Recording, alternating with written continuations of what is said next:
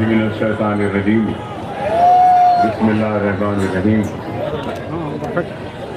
सरनशीन पर तशरीफ फरमा, कायदीन मजलिस, सुनने वाले बुजुर्गों, नौजवान साथियों, पर्दनशीन, इज़्ज़त-ए-माब माँ और बहनों, अपनी तकरीर को जारी रखने से पहले मैं अपनी जानिब से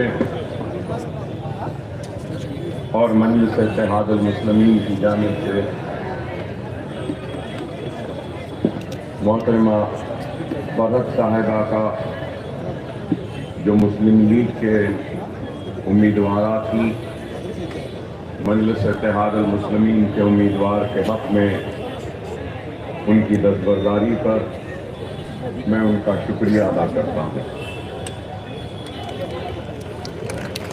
और दलित लीडर हमारे नरसिंह साहब का भी मैं शुक्रिया अदा करता हूँ और आपके ताउन के लिए आपका ममनून हूँ, आपका मशकूर हूँ। आम आदमी पार्टी को जो यहाँ आपके शहर में लाए, रौनक सलाहुद्दीन साहब का भी मैं और मेरी जमात मजलिस इत्तेहादुल मुस्लिमीन की जानिब से मजलिस इत्तेहादुल मुस्लिमीन में आपकी शमूलियत पर मैं आपको मुबारकबाद देता हूँ और आपका शुक्रिया अदा करता हूँ। और हमारे शिया आलिम दीन नजमुल हसन साहब का भी मैं शुक्रिया अदा करता हूँ कि आपने अपने दुआओं से, अपने ताउन के ज़रिए मजलिस इत्तेहादुल मुस्लिमीन के उम्मीदवार की तायीद में आज उस जलसे में शिरकत की और आप अपने शिया बरादरी के सारे लोगों में मजलिस इत्तेहादुल मुस्लिमीन की तायीद के लिए आप जो ऐलान कर रहे हैं, इसके लिए भी मैं आपका ममनून हूँ और मशकूर हूँ। जनाब रफ़त शेख साहब, सैयद पठान साहब घरों में बैठकर सुनने वाले बुजुर्गों, नौजवान साथियों और मेरी इज़्ज़त-ए-माब पर्दानशीन माँ और बहनों, इंतखाबात का वक्त है। इंतखाबी सरगर्मियां अपने उरूज पर है और 20 तारीख को महाराष्ट्र की आवाम मुख्तलिफ हलक़े-जात में अपने पसंद के उम्मीदवार का इंतखाब करेंगे और इस उम्मीद के साथ उम्मीदवारों का इंतखाब करेंगे कि वो अपने हलक़े की आवाम की आवाज़ बनकर ऐवान में जाएगा और उनके मसाइल को, उनके तकालीफ को, उनकी मुसीबतों को और उनके बुनियादी सहूलतों के, उनके हलक़े के बच्चों के तालीम के और दूसरे मसाइल को उठाएगा। और महाराष्ट्र की असेंबली का अब 15वां इंतखाब होने जा रहा है। हिंदुस्तान की आज़ादी से लेकर आज की तारीख तक कई इंतखाबात आए, पार्लियामेंट के हो, असेंबली के हो या म्यूनसिपालिटी व बल्दियात के हो। और इस इंतखाबात में हिंदुस्तान की अवाम ने बढ़ चढ़ कर हिस्सा लिया और इंतखाब और जमहूरियत के इस सबसे बड़े जश्न को हर वक्त कामयाब किया। जवाहरलाल नेहरू से लेकर आज की तारीख तक भी हिंदुस्तान की अवाम ने और बिलखुसूस हिंदुस्तान की मजलूम और कमजोर अक़लियत मुसलमान ने हर किसी का साथ दिया, इस उम्मीद इस तवक्को के साथ कि हमारे मसाइल पे तवज्जो होगी, हमारी हक़ तलफ़ी दूर होगी, हम पे जुल्म नहीं होगा, हमारे साथ इंसाफ होगा। जवाहरलाल नेहरू का दौर खत्म हुआ तो लाल बहादुर शास्त्री का आया। लाल बहादुर शास्त्री के बाद इंदिरा गांधी का दौर आया, तो इंदिरा गांधी के बाद मोरारजी देसाई का दौर आया, फिर इंदिरा गांधी आए, उसके बाद में फिर राजीव गांधी का दौर आया, राजीव गांधी के बाद वीपी सिंह का दौर आया, देवेगौड़ा का दौर आया, चंद्रशेखर राव आई के गुजराल, और फिर उसके बाद में नरसिम्हा राव के बाद चंद दिन या फिर कई साल उसके बाद अटल बिहारी वाजपेयी, और वाजपेयी के बाद मनमोहन सिंह, और मनमोहन सिंह के बाद नरेंद्र मोदी। मैं बताना ये चाहता हूं, आपके सामने इस बात को रखने की कोशिश कर रहा हूं, समझाने की कोशिश कर रहा हूं कि मुसलमानों ने हर एक का साथ दिया, नेहरू का साथ दिया, इंदिरा का साथ दिया, राजीव का साथ दिया, और नरसिम्हा राव। फिर जब इंदिरा गांधी के दौर में इंदिरा और कांग्रेस से नाराज हुए तो हमने जनता पार्टी का भी साथ दिया। तो सवाल ये पैदा होता है कि सबसे पिछड़ा हुआ, सबसे कमजोर, सबसे पीछे हिंदुस्तान की आजादी से लेकर अगर आज तक कोई है तो वह हिंदुस्तान की सबसे बड़ी अक़लियत मुसलमान है। तो वो क्यों है? मैं जानता हूं कि यहां पे लोग जमा हुए हैं अकबर ओवैसी की जज्बाती तकरीर को सुनने के लिए। मैं जज्बाती बात नहीं बल्कि होशमंदी की बात करने आया हूं, और होशमंद लोगों के जहनों और दिमागों से सवाल करने आया। इंदिरा गांधी के दौर में, कांग्रेस के दौर में हमको तरक्की नहीं मिली, खुशहाली नहीं मिली, हमको कामयाबी नहीं मिली, हमको हमारा हक नहीं मिला। अगर कुछ मिले और मिला तो 50,000 फिसादात मिले। कभी मलियाबाद का फिसाद तो कभी हाशमपुरे का फिसाद, कभी लखनऊ का फिसाद तो कभी भिवंडी का फिसाद, कभी मुंबई का फिसाद तो कभी हैदराबाद का फिसाद। बहरहाल 50,000 फिसादात के जरिए हमारी जान को, हमारे कारोबार को तबाह व बर्बाद किया गया। और फिर जब कभी भी गुस्सा आता, नाराजगी बढ़ती, तो सबसे पहला काम हो जाता तो हर फिसद के बाद इंक्वायरी कमीशन, और इंक्वायरी कमीशन बैठ जाती, रिपोर्ट देती, और रिपोर्ट के बाद कोई कार्रवाई नहीं होती। आज तक भी हजारों रिपोर्ट मौजूद हैं, लेकिन उन रिपोर्ट पे एक्शन टेकन रिपोर्ट क्या है? इनके अफराद खानदान को सब्र जमील अता फरमाए।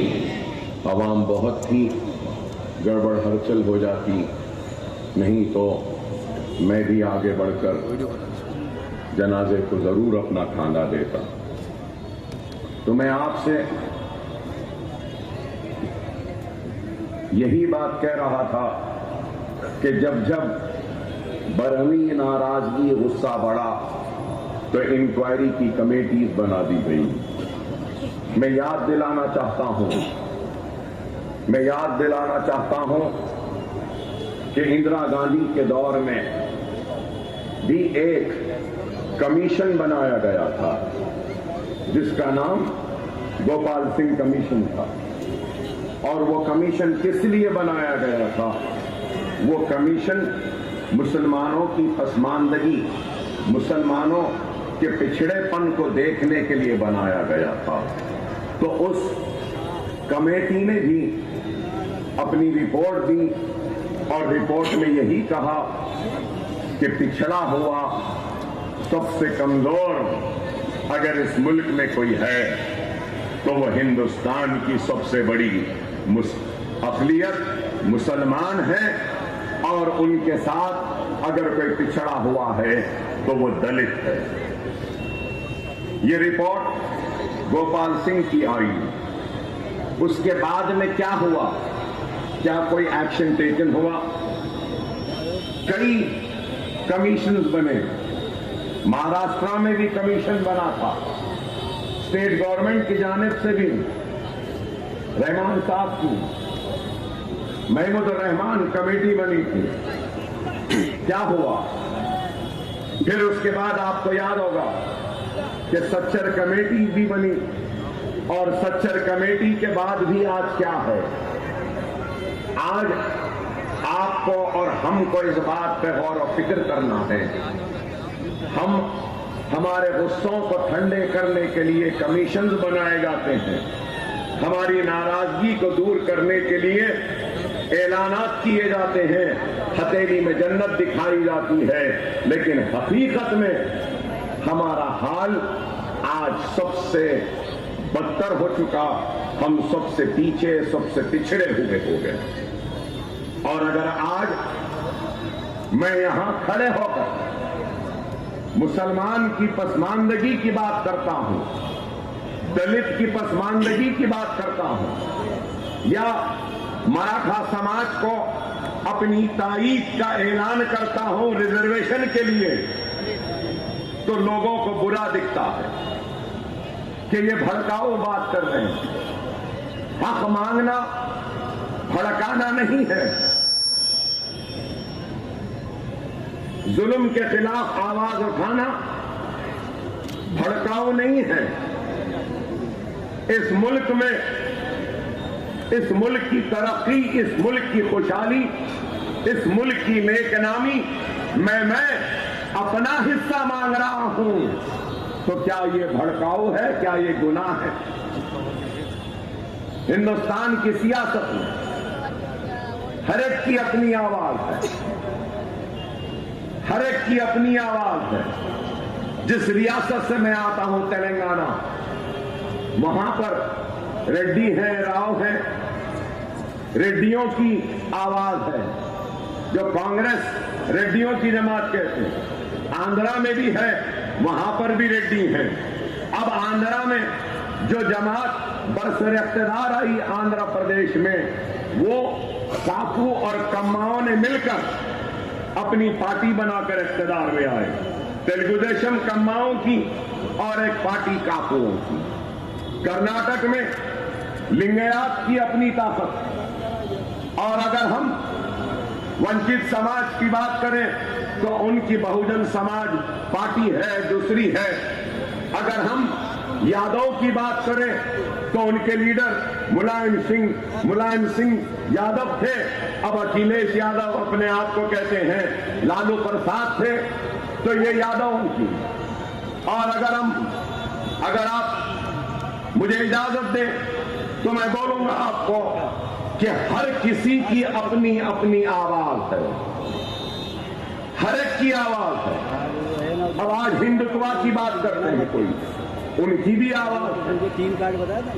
कोई गोडसे को हीरो मानता है तो उनकी भी आवाज है, कोई गांधी को हीरो मानता है तो उनकी भी आवाज है, कोई वीर सावरकर को अपना हीरो मानता है तो उनकी भी आवाज है, कोई गोलवालकर को अपना हीरो मानता है तो उनकी भी आवाज है, कोई श्यामा प्रसाद मुखर्जी को अपना हीरो मानता है उनकी भी आवाज है, कोई कार्ल मार्क्स को मानता है मार्क्सिस्ट उनकी भी आवाज है, कोई सोशलिज्म को मानता है तो उनकी भी आवाज है, कोई कैपिटलिज्म को मानता है उनकी भी आवाज है।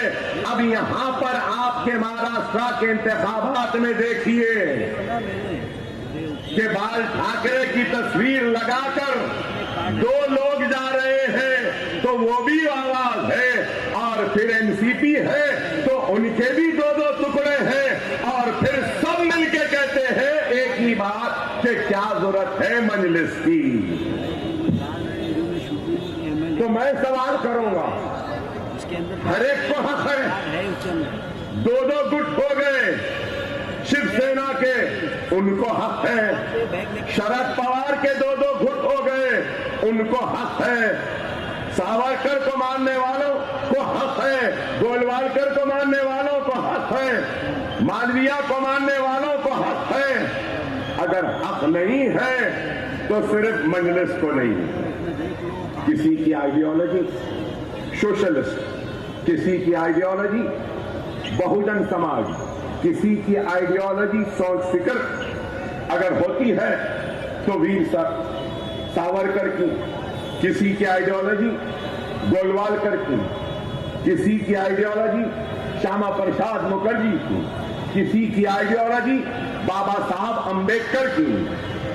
तो आपके जहनों में और यहां बैठे लोगों में सवाल होगा कि सबकी आइडियोलॉजी है तो अकबरुद्दीन ओवैसी मजलिस इत्तेहादुल मुस्लिमीन, आपकी आइडियोलॉजी, आपका हीरो कौन है?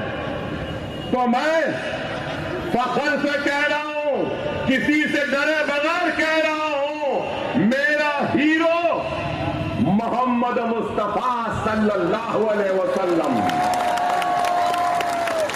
मेरी आइडियोलॉजी सुन्नत रसूल अल्लाह, मेरा पैगाम वही पैगाम जो मेरे आका मोहम्मद मुस्तफा सल्लल्लाहु अलैहि वसल्लम ने दिया था कि रास्ते में कांटे बिछाने वालों को भी माफ किया। तो मेरे आका ने कहा कि तुम्हारे घर के बाजू पड़ोसी जो रहता है, अगर वो गैर मुस्लिम है या कोई भी हो, अगर वो भूखा है तो पहले उसको खाना खिलाओ, बाद में तुम खाना खिलाओ। मेरी आइडियोलॉजी क्या? हर एक का एहतराम करो, हर एक का ख्याल करो, हर एक को मोहब्बत से अपने करीब लाओ। मेरे आका मोहम्मद मुस्तफा सल्लल्लाहु अलैहि वसल्लम ने इस्लाम का पैगाम तलवार की नोक से नहीं, बल्कि अपने अखलाक, अपनी सुन्नत और अपने नरम दिली से दुनिया को जीता और इस्लाम को कबूल करने के लिए लोगों को राजी किया। फाते मक्का हुए, फाते मक्का हुए तो सर झुका था, आंखें नीची थी। लोगों ने पूछा, या रसूल अल्लाह, हम फाते हैं, फिर आपकी गर्दन झुकी क्यों, नजर नीचे क्यों? तो मेरे हीरो, मेरे आका मोहम्मद मुस्तफा सल्लल्लाहु अलैहि वसल्लम इरशाद फरमाते हैं कि मैं उन लोगों को शर्मिंदा नहीं करना चाहता जिन्होंने मेरे रास्ते में कांटे बिछाए थे, इसलिए मैं अपनी गर्दन को झुकाया हुआ हूं और नजरों को नीचे किया। नमाज ईद को गए मेरे आका, मेरे हीरो मोहम्मद मुस्तफा सल्लल्लाहु अलैहि वसल्लम ईदगाह के पास देखते हैं कि एक बच्चा रो रहा है, तो मेरे हीरो, मेरे आका फौरन रुक जाते, पूछते हैं बताए मासूम तुम ईदगाह को क्यों नहीं आ रहा है? तो वो मासूम कहता है कि मैं यतीम हूं, ऐ मोहम्मद रसूलुल्लाह, मेरा कोई नहीं मुझे नहलाने धुलाने तैयार करने वाला, इसलिए ऐसा बैठा हूं। तो ईदगाह से घर जाते हैं और हजरत बीबी फातिमा से कहते हैं कि फातिमा, हसन हुसैन के कपड़े हैं तो पहना दो। हजरत फातिमा रज़ियल्लाहु ताला अन्हा नहलाते हैं, धुलाते हैं, खुशबू लगाते हैं और नए कपड़े पहनाते हैं। तो अपनी आदत की तरह रसूलुल्लाह की आदत थी, जब भी ईदगाह को जाते तो एक तरफ इमाम हसन तो दूसरी तरफ इमाम हुसैन। तो रसूलुल्लाह ने इमाम हसन को ले लिया इधर, हुसैन को ले लिया और यतीम को अपने खाने में डालकर नमाज के लिए ईदगाह के लिए रवाना हुए। ये मेरे हीरो हैं, मेरी ये आइडियोलॉजी। हर एक को आजादी, कोई राम भक्त है तो मैं मोहम्मद रसूलुल्लाह का चाहने वाला गुलाम हूं, मैं रसूलुल्लाह का आशिक हूं और मैं आया हूं उसी रसूलुल्लाह के आशिकों के दरमियान में और रसूल के इश्क का वास्ता देते हुए यही फरियाद अपील कर रहा हूं कि ये वक्त बटने का नहीं है, ये वक्त एक होने का है, मुनज़्ज़म होने का है, मुत्तहिद होने का है। एक मरकज पर आ जाओ, एक मरकज सियासी पर जमा हो जाओ। खुदा की कसम, हमसे मुकाबला तो छोड़ो, कोई हम पे उंगली भी नहीं उठाएगा, बशर्त ये कि हम मुनज़्ज़म हो जाए, मुत्तहिद हो जाए और अपने हीरो, अपने आका मोहम्मद मुस्तफा सल्लल्लाहु अलैहि वसल्लम के बताए हुए रास्ते पर चले।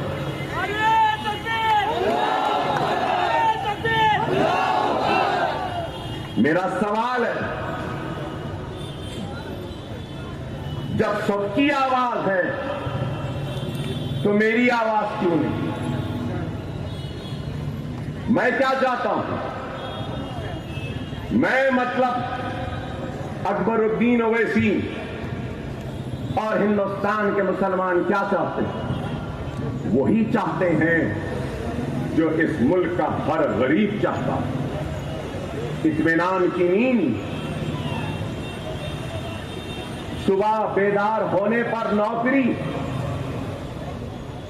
बच्चों को पढ़ाने के लिए स्कूल, बीमार मां बाप के इलाज के लिए दवाखाने, बच्चों को खेलने कूदने के लिए मैदाने, डिग्री कॉलेजेस, डिग्री के बाद नौकरियां, यही हम चाहते हैं। और क्या? हमारा मुतालबा कोई बड़ा नहीं है, न जिए जब तक जिंदा है, न जीने के लिए 2 वक्त की रोटी दस्तयाब है। अफसोस, जब तक जिंदा है तो हर रोज की जंग है, कशमकश है। जब मरते हैं तो दफनाने के लिए कब्रिस्तान भी निकलेंगे। अगर मैं आज इन छोटी छोटी चीजों की जरूरत के लिए और जमहूरियत में हिस्सेदारी मानता हूं और जमहूरियत में इंतखाबात के जरिए अपने हक को हासिल करना चाहता हूं, तो लोग हमको बुरा कहते हैं, हमको भड़काऊ कहते हैं। अरे मैं पूछना चाहता हूं, मैं जानना चाहता हूं और मेरा सवाल का अगर जवाब है तो दो। मेरा सवाल यही है, क्या मेरा इंतखाब लड़ना जमहूरियत को मजबूत करना है या नहीं? ये मेरा इंतखाब लड़ना खुद इस बात की दलील है कि मुझे जमहूरियत पर यकीन है और जमहूरी जिद्दोजहद पर यकीन है और मैं इंतखाबात के जरिए अपने मसाइल को आवाम के सामने रखकर अगर कामयाब होता हूं तो इन मसाइल को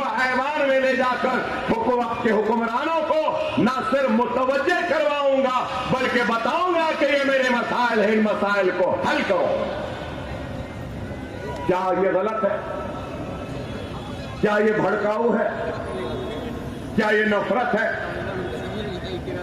अरे मैं आज कहता हूं, हिंदुस्तान पर हर किसी का हक है।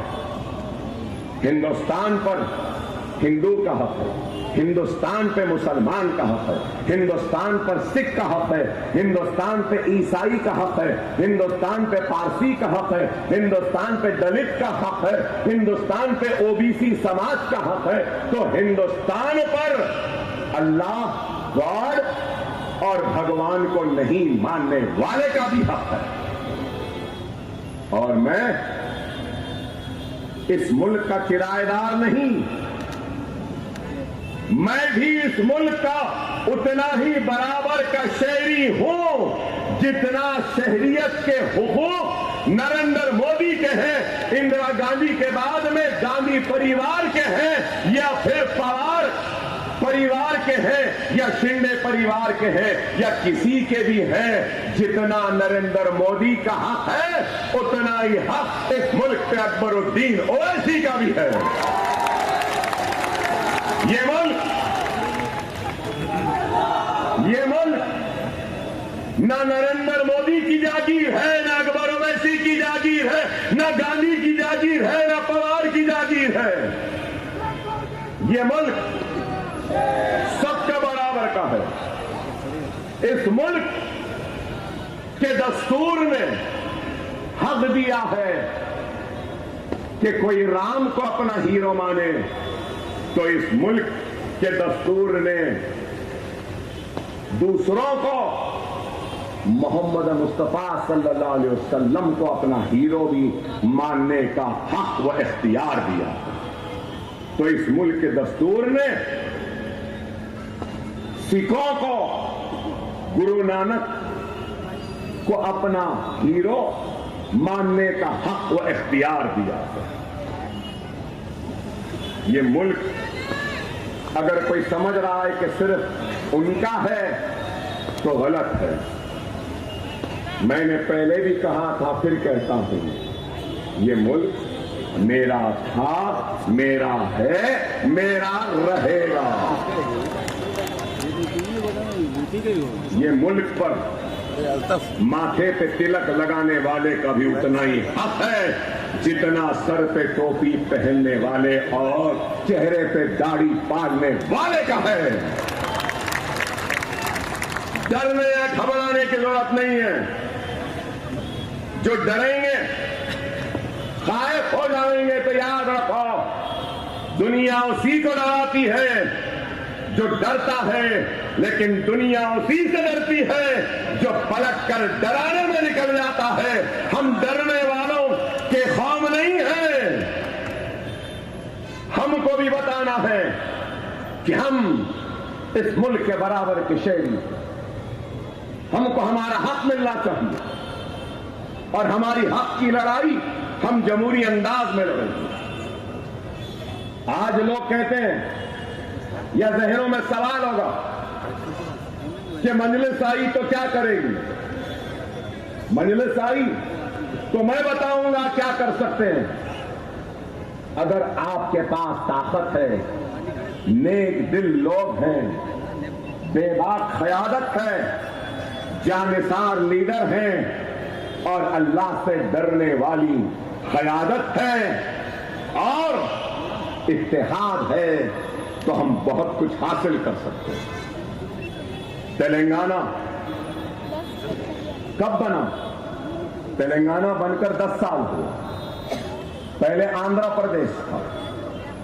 तो जब आंध्र प्रदेश था, मैं पहली मर्तबा एमएलए बना, पहली मर्तबा, तो उस वक्त आंध्र प्रदेश तेलंगाना नहीं बना था।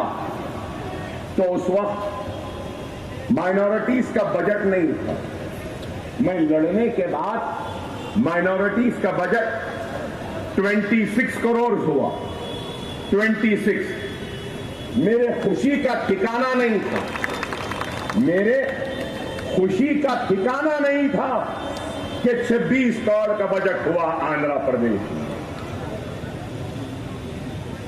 और आज आपको बताऊं, आंध्रा टूट गया, तेलंगाना अलग बन गया। हमारी सियासी जिद्दोजहद लड़ाई का नतीजा देखो कि तेलंगाना से आंध्रा निकल गया, लेकिन आंध्रा में माइनॉरिटीज का बजट 4000 करोड़, तेलंगाना में माइनॉरिटीज का बजट 3000 करोड़। अगर दोनों को ले लेंगे तो 7000 करोड़ का माइनॉरिटीज का बजट है तेलंगाना और आंध्रा में। तेलंगाना और आंध्रा में, तेलंगाना जिस रियासत से मैं आया हूं, यहां पे माइनॉरिटीज और मुसलमान कितने हैं मालूम आपको?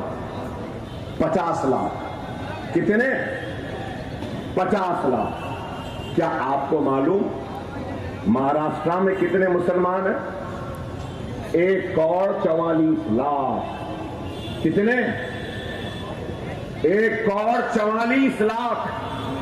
1,44 लाख का बजट जब मैं 10 साल पहले आया था तो उस वक्त 100 चिल्लर था। 10 साल बाद आया तो अल्हम्दुलिल्लाह 100 बढ़ते गया, अब 900 चिल्लर कुछ बजट है आपका। ये बजट एलोकेशन है, बजट एलोकेशन है, बजट स्पेंड नहीं है। एलोकेट तो किया गया 928, लेकिन खर्चा और रिलीफ सिर्फ 300 करोड़ हुआ है। अरे आप अंदाजा लगाओ, हम क्या करें पूछते ना। हमारे पास 3000 करोड़ का बजट है तेलंगाना में, और तेलंगाना असेंबली में मजलिस के 7 एमएलए है। महाराष्ट्र असेंबली में मजलिस के 2 और पूरे दूसरे मुसलमान 1100। तो मैं बताना ये चाह रहा हूं आपको, 7 ये काम कर सक रहे हैं, तो क्या ये काम महाराष्ट्र में नहीं होगा? जरंगे पाटिल मराठा लीडर, मैं उनका पूरा सपोर्ट करूंगा जब मराठों के रिजर्वेशन के लिए वो आगे बढ़ रहे हैं। जब भी जरूरत है या आप आवाज दो, अकबरुद्दीन ओवैसी मराठा रिजर्वेशन के लिए उनके खाने से खाना मिलाएगा, उनका ताउन करेगा। मगर एक बात बोलूंगा, हमारे तेलंगाना में 4% ताफुजात है मुसलमानों को। यहां क्यों नहीं? यहां क्यों नहीं है? अरे इस वजह से कि हमारा इत्तेहाद मजबूत नहीं। हर कोई बोलते हैं, इल्जाम लगाते हैं, मजलिस वाले राजशेखर रेड्डी चीफ मिनिस्टर थे तो उनके करीब थे, चंद्रशेखर राव आ गए उनके करीब हो गए, अब कांग्रेस के रेवंत रेड्डी आ गए तो मजलिस अकबर साहब, असद साहब दोनों करीब, जो चीफ मिनिस्टर उसके पास रहते हैं। माफ करना मेरे भाई, जो चीफ मिनिस्टर है हम उसके पास नहीं रहते, जो भी चीफ मिनिस्टर रहता है उसको हमारी जरूरत है। अगर वो हमारे करीब नहीं तो फिर राज करना मुश्किल होगा। हमारी जरूरत है, वो नहीं, उनकी जरूरत हम हैं।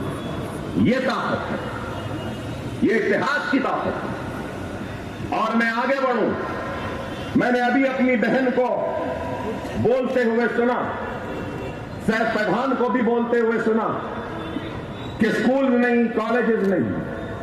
आपको बताना चाहता हूं कि हमारे पास रेजिडेंशियल स्कूल्स और कॉलेजेस करीब 300 हैं। 300। तो आप बोलेंगे कौन से हैं?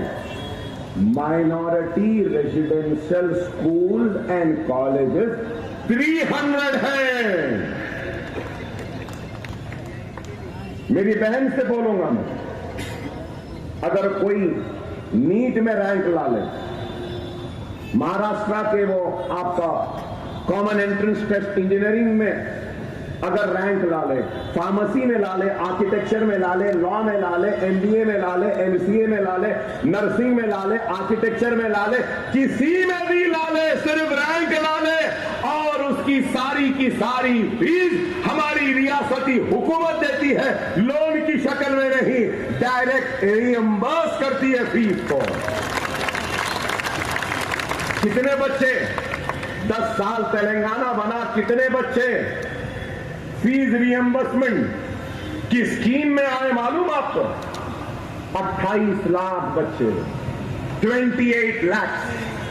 शादी मुबारक की स्कीम है, गरीब की बच्ची की शादी 1,01,000 रुपया हुकूमत देती है गरीब मुसलमान बच्ची की शादी पर। क्या आपके पास है?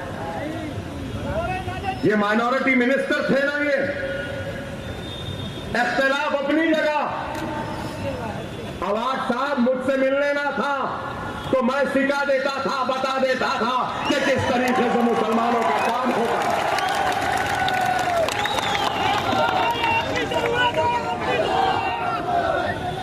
हमारे पास पोस्ट मैट्रिक स्कॉलरशिप के लिए बहन हमारे पास 420 करोड़ एलोकेटेड हैं, आपके पास 120 करोड़। वक्फ बोर्ड के लिए आपके पास 10 करोड़ है, हमारे पास 120 करोड़ है। आप बताओ, रेजिडेंशियल स्कूल और कॉलेजेस जो है ना, सालाना 1,000 करोड़ रुपया वहां पे खर्च होता है। रहना फ्री, खाना फ्री, पॉकेट मनी देते हैं, किताबें देते हैं, बच्चों को तैयार करते हैं और रेजिडेंशियल स्कूल से 11 बच्चे नीट को क्रैक कर अब रेजिडेंशियल स्कूल के बच्चे एमबीबीएस की तालीम हासिल कर। ये काम आपके पास उर्दू एकेडमी है, अभी वेबसाइट खोलिए, नाम तो उर्दू एकेडमी है लेकिन वेबसाइट उर्दू में नहीं है, मराठी में है। तो माइनॉरिटी मिनिस्टर फिर यही थे। अच्छा वो छोड़ो, जमात की ताकत क्या होती है मैं बताना चाहता हूं। हमारे असेंबली में तेलंगाना के साबिक चीफ मिनिस्टर चंद्रशेखर राव ने उठकर कहा, जबरदस्त तकरीर करे, उठकर मैं असेंबली में था, बोले कि अचलिकाज मतलब मनादिर के पुजारी हैं। अचलिकाज परेशान है, अचलिकाज को कुछ भी नहीं है, अचलिकाज पुजारियों के पास कोई भी सोच नहीं है, परेशान है, इतने मनादिर हैं, एंडोमेंट में 40 मिनट तकरीर करे। मैं खामोश रहा, मुझे देखते रहे कि क्या अकबर उठेगा गड़बड़ करेगा। मैं गड़बड़ नहीं किया, क्यों करूंगा गड़बड़, क्यों करूं? मैं गड़बड़ नहीं करा। मैंने उठकर हाथ उठाया, कहा मैं बोलना है तो लीजिए अकबर साहब। मैंने कहा बेशक एक एक जुमला जो चीफ मिनिस्टर साहब ने कहा सही है, बेचारा पुजारी परेशान है, अचलिका परेशान है, बच्चों को पढ़ा नहीं सकता, गुर्बत का शिकार है, कोई उसकी मदद नहीं कर सकता, हिंदुस्तान सेक्युलर है, अचलिकास को भी देना है, अचलिकास के साथ साथ मसाजिद के इमाम और मौजूदों को भी देना चाहिए। आगे घेरे में अब बोल कुछ नहीं सकते थे और मैं फिर अपनी तकरीर जारी रखते हुए बोला, मुझे मालूम है कि मेरा चीफ मिनिस्टर सेक्युलर है, मुझे मालूम है कि मेरा चीफ मिनिस्टर हिंदू मुसलमान को दो आंख बोलता है, मुझे मालूम है कि मेरा चीफ मिनिस्टर मुसलमानों का हमदर्द है, मुझे मालूम है कि मेरा चीफ मिनिस्टर हिंदुओं का भी हमदर्द है। और ये गंगा जमुनी हिंदू मुस्लिम भाई भाई कहने वाला चीफ मिनिस्टर मुसलमानों के साथ इंसाफ नहीं करेगा, क्योंकि ये चीफ मिनिस्टर चंद्रशेखर राव की हुकूमत है, मोदी की नहीं। फौरन खुश हो गए, उठे, बोले अकबर साहब से ही बोले, हिंदू मुस्लिम दो आंखें मेरे, मैं सबका हूं। अकबर साहब की बात की मैं तारीफ करता हूं। अचलिकास के साथ इमाम और मौजनों को भी 5-5 हजार हर महीना हुकूमत देगी। हुआ ना? क्या ये बड़ा काम नहीं? उर्दू मीडियम के बच्चे महाराष्ट्र में ज्यादा हैं, मगर उर्दू तेलंगाना की दूसरी सरकारी जबान है। क्या यहां है? Collector office, police office, chief minister, हर जगह पे उर्दू में दरखास्त लेके चले जाओ, ट्रांसलेट करने वाला मुतरजिम रहता है, ट्रांसलेट करता है, उर्दू दरखास्तें कबूल की जाती हैं। यहां ग्रुप 1 होता है, ग्रुप 1 का exam, group 2, group 3, recruitment board. मैं पूछना चाहता हूं, क्या उर्दू में इम्तिहान होता है? होता है? नहीं होता। अरे हमारे पास छोटे से लेके बड़ा इम्तिहान भी उर्दू में होता है। तो ये काम कैसे हुआ? अरे जज्बा होना, नीयत होनी चाहिए काम करने। ये काम हमने किया। खुदारा कब तक ये कहते रहोगे? देखो कि वो क्या कह रहे हैं। योगी कह रहे हैं कि बटोगे तो कटोगे। किससे कह रहे हैं? मीडिया वालों ने कभी पूछा? एंड मिस्टर योगी आए तो मीडिया वालों से मैं रिक्वेस्ट करूंगा कि जरूर उनसे पूछना, कौन बट रहे हैं, कौन बांट रहा है, कौन कट रहे हैं, कौन काट रहा है। अरे आप बताओ।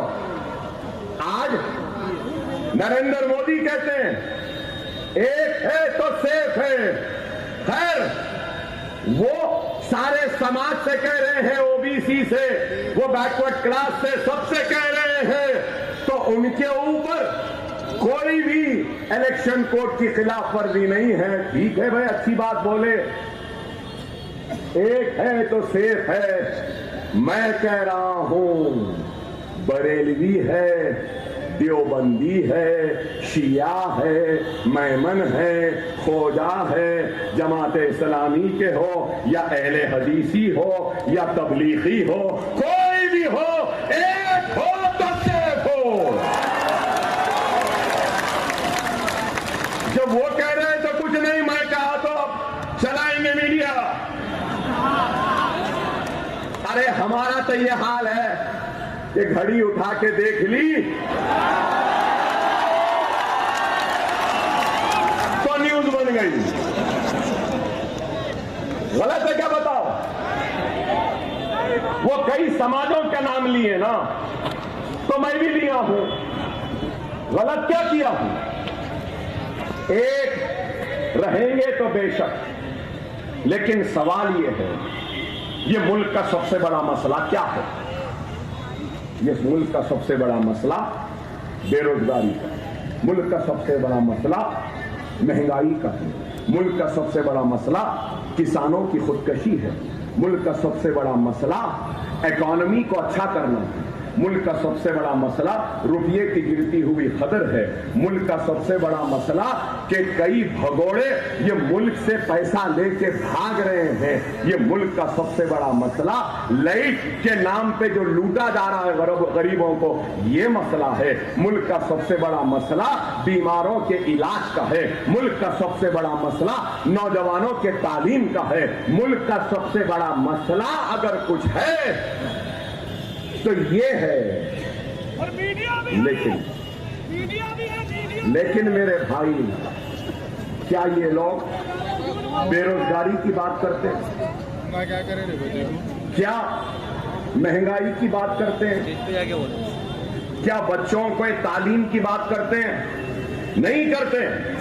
बात करते हैं तो क्या सिर्फ यही लव जिहाद, घर वापसी, रामजादे हरामजादे, जेएसआर का slogan mob lynching, beef ban beef lynching, triple तलाक, मुसलमानों के मसाजिदों बुलडोजर लो चले जाओ, सीएए एनआरसी, मुसलमान पुलिस कस्टडी में, हथकड़ियों में है और बाहर से लोग आके गोलियां मार देते हैं और ये एनकाउंटर करते हैं। अतीक और उसके भाई को मार दिया एनकाउंटर में, लेकिन फिर उसके बाद क्या? Waqf act, common civil code, vote जिहाद। अरे आप बताओ, क्या मुल्क का मसला 20,000 किसानों ने जान ले ली, उसकी फिक्र नहीं। हिजाब के नाम पे बच्ची कॉलेज को जा रही है तो उसको तालीम से महरूम करते हैं। एक तरफ बेटी बचाओ बेटी पढ़ाओ बोलते हैं और मुसलमान बच्चियों को हिजाब के नाम पर तालीम हासिल करने से रोकते हैं।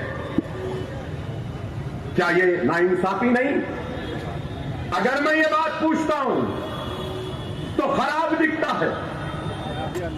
अरे आप बेरोजगारी की फिक्र करो, दूर करने की फिक्र करो, रोजगार देने की फिक्र करो। यही नरेंद्र मोदी ने कहा था मनमोहन सिंह को कि डॉलर बढ़ रहा है, आपकी उम्र से ज्यादा हो गया। अरे आज मैं बोल रहा हूं मोदी, ऐ मोदी, क्यों नहीं देखते? आज आपके उम्र से ज्यादा हो गया डॉलर, 84 रुपये 50 पैसे तक पहुंच गया। मिस्टर मोदी, डीजल महंगा हो गया। मिस्टर मोदी, पेट्रोल महंगा हो गया। मिस्टर मोदी, गैस महंगी हो गई। मिस्टर मोदी, दाल महंगी हो गई। मिस्टर मोदी, तेल महंगा हो गया। मिस्टर मोदी, बैगन महंगी हो गई। मिस्टर मोदी, प्याज महंगे हो गया है। और तुम्हारे को फिक्र है तो क्या?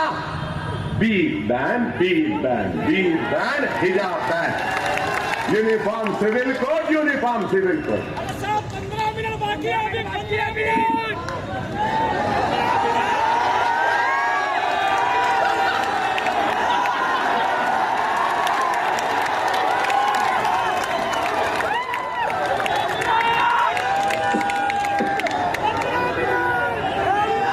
देखिए, मैं एक मिनट, एक बात समझो, मैं बार बार कहता हूं, आज भी कहूंगा, जिसका काम वो जाने। अगर एक डॉक्टर है तो बीमार की बीमारी को दूर करने का इल्म उसके पास। इंजीनियर है तो इमारत को खड़े करने का तालीम उसके पास है।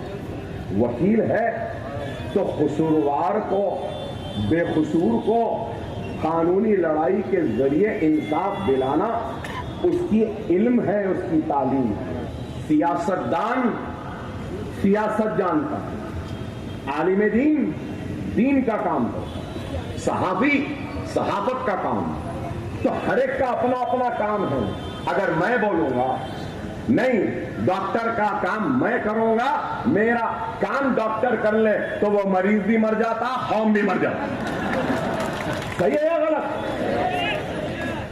तो मैं आपसे कह रहा हूं, इस वक्त बीजेपी से मराठा समाज नाराज, राजस्थान में राजपूत नाराज, हरियाणा में जाट नाराज, गुजरात में क्षत्रिय नाराज, हिंदुस्तान का सारा दलित बीजेपी से नाराज। तो अकबरुद्दीन ओवैसी कोई ऐसी हिमाकत नहीं करेगा जिसके जरिए नाराज लोगों को फिर से उनके करीब करूं। ऐसी सियासत मैं नहीं करूंगा। वक्त आएगा तो करेंगे। जब समझो मेरी बात को, इशारे को समझो। अगर मैं अपनी कौम को मुत्तहिद नहीं कर सकता, लेकिन यह जरूर है कि मेरे नाम, मेरे चेहरे और मेरे यूं देखने से गैर मुत्तहिद हो सकता है। लेकिन मैं आज उनको मुत्तहिद करने नहीं, तुमको मुत्तहिद करने आया हूं।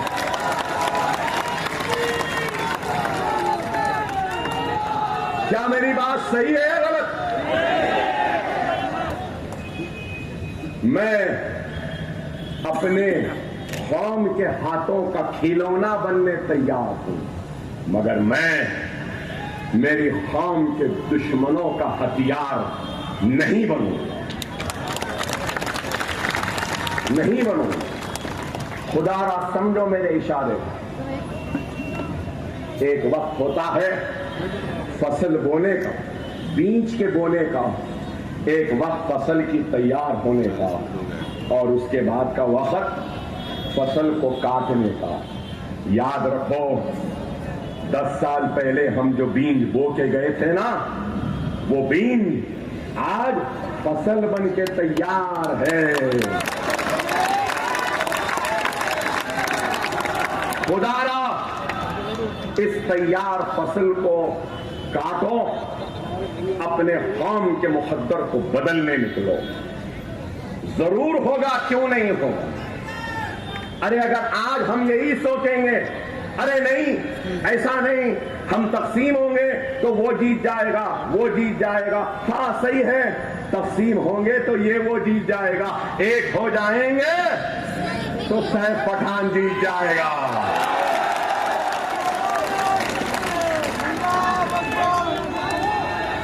अरे डाल के तो देखो ना, डाल के तो देखो ना।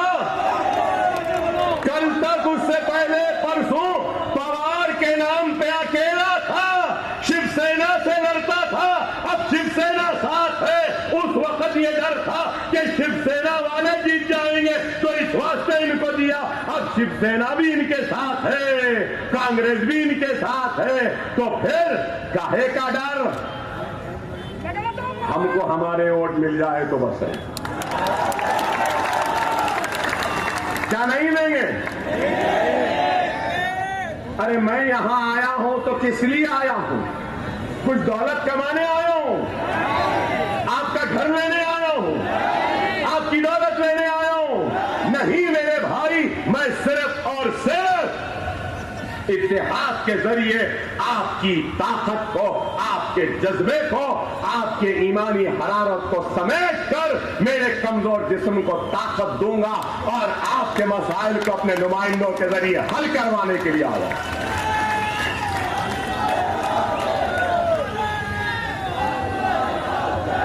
मेरे मुमरा के भाइयों,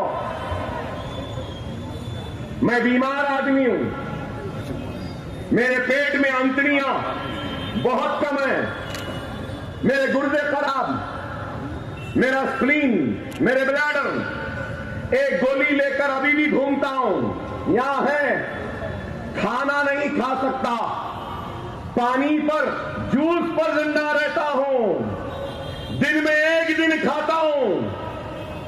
डॉक्टरों ने कहा कि अकबर ओवैसी तुम वॉल्केनो पे हो, तुम मर जाओगे। मगर मैं ये कहता हूं, मेरा कर्ब, मेरी तकलीफ, मेरी भूख, मेरी प्यास, मेरी मुसीबत से बढ़कर मेरी कौम की तड़प है, उनकी भूख है, उनकी प्यास है, इसलिए आया। खुदारा अपने एक एक वोट के जरिए इस वोट का इस्तेमाल करो। मैं मदारी हूं क्या? मैं मस्करा हूं क्या? मैं तमाशाई नहीं हूं मेरे भाई। मैं अपनी कौम का दर्द लेकर आया हूं, उनकी तकलीफ को लेकर आया हूं, उस कौम की पिछड़ेपन को लेकर आया हूं, नाइंसाफी को लेकर आया हूं। अगर तुमसे नहीं मांगा तो किससे मांगू? मैं पूछना चाहता हूं। तुमसे नहीं तो किससे मांगू? खुदारा समझो, समझो, हर एक की अपनी आइडियोलॉजी है ना। शिवसेना वीर सावरकर को मानती, बीजेपी हिंदुत्व और श्यामा प्रसाद मुखर्जी और गोलवालकर को मानती, कांग्रेस गांधी, हर एक की आइडियोलॉजी। लेकिन क्या ये इलेक्शन आइडियोलॉजी पे हो रहा है? तो मेरा सवाल है, क्या उद्धव ठाकरे, गोलवालकर, सावरकर, श्यामा प्रसाद मुखर्जी का सबक गांधियों को पढ़ाने में कामयाब हो गए, या गांधियां अपना सेक्युलरिज्म का सबक इनको पढ़ाने में कामयाब हो गए? क्या ये गलत है? उद्धव ठाकरे ने असेंबली में कहा बाबरी मस्जिद को शहीद करने में हम भी थे। क्या यह गलत है कि बाल ठाकरे ने कहा हाथ नहीं मेरा पैर था? क्या यह गलत है? 1992 और 93 के फिसादात में इज्जतों को इस्मतों को लूटने वाले कोई और नहीं शिव सैनिक थे? क्या है या नहीं? क्या बोलने की भी हिम्मत नहीं रही आप में? क्या ये लोग नहीं थे? क्या श्री कृष्णा कमेटी ने नहीं कहा कि इज्जतों को लूटने वाले ये लोग थे, इस्मतों को लूटने वाले ये लोग थे, बस्तियों को जलाने वाले ये लोग थे? तो सवाल ये पैदा होता है कि मराठा और महाराष्ट्र का मुसलमान रहजनों को अपना रहबर कैसे समझने लगा, लुटेरों को डाकुओं को अपना हमदर्द कैसे समझने लगा, हमारी इज्जतों को लूटने वाले जालिमों को मोहसिन समझने लगा। उस वक्त का जालिम, उस वक्त का रहजन, उस वक्त का जानी, उस वक्त का जालिम आज का मोहसिन, आज का हमदर्द नहीं हो सकता। समझो इस बात को, समझो इस बात को। वो मुसलमान जिसके सीने में दूसरे मुसलमान के दुख तकलीफ का एहसास नहीं, वो मेरी उम्मत में से नहीं, रसूलुल्लाह ने कहा। वो लुटी हुई इस्मत और आबरू वाली मेरी बहन चीख कर कह रही है, ऐ मुमरा वालों, मुझ पे जुल्म व सितम करने वालों को तुम साथ नहीं देना। क्या दोगे? बिलखिस बानू को रेप करने वालों को रिहा करने वाले कौन? समझो, खुदारा समझो, अपनी आवाज, अपनी ताकत, अपना इत्तेहाद, अपनी जमात, अपना नुमाइंदा, तभी अपने मसाइल हल हो सकते। खुदारा समझो, खुदारा समझो। और अभी 2-3 मिनट हैं, अगर आपकी मंजूरी है, अगर आपकी मंजूरी है तो मैं एक बात कहना चाहता हूं आपसे। मैं अकबरुद्दीन ओवैसी, मजलिस इत्तेहादुल मुस्लिमीन का रुकने असेंबली, इस मजमे में, इस जलसे में खड़े होकर इस आवाम की मंजूरी चाहता हूं और रियासत महाराष्ट्र वो हिंदुस्तान के वजीर आजम और हिंदुस्तान के सारे जिम्मेदारों से ये मुतालबा करता हूं, ये मांग रखता हूं और ये कहता हूं कि मोहम्मद रसूलुल्लाह सल्लल्लाहु अलैहि वसल्लम की शान में गुस्ताखी करने वाले उस गुस्ताख को पुलिस फौरन गिरफ्तार करे, जेल में डाले और उसको कानून के मुताबिक सजा दे। क्या ये मेरा मुतालबा आपको कबूल है? कबूल है? कबूल है? तो जोरदार नारा लगाओ, नारा तकबीर। बेरोजगारी को दूर करता हूं। ऐ अल्लाह, हिंदुस्तान के जो लोग बेघर हैं उनको घर दिलवा दे। ऐ अल्लाह, हिंदुस्तानियां जो परेशान है महंगाई से, इस महंगाई को कम कर दे। ऐ अल्लाह, इस महफिल में जितने हमारे भाई शरीक हैं, मौला इनकी मुसीबतों में गैर से मदद फरमा। ऐ अल्लाह, इनकी परेशानियों को दूर फरमा। हमारे घरों में बच्चियां बैठी हैं, इनके शादियां करवा दे। हमारे बच्चे बेरोजगार हैं, इनको रोजगार दिला दे। ऐ अल्लाह, ऐ अल्लाह, एक आखिरी टिमटिमाता हुआ दिया है, मजलिस मौला इस दिए को बुझने से बचा ले। ऐ अल्लाह, ऐ अल्लाह, तो इस आवाम के दिलों में मजलिस की मोहब्बत को डाल दे और मजलिस के उम्मीदवारों को कामयाब कर रसूलुल्लाह की शान में गुस्ताखी करने वालों से मुकाबला करने की हमको ताकत दे, हमको कुव्वत दे। वाखिर दावाना अल्हम्दुलिल्लाहि रब्बिल आलमीन।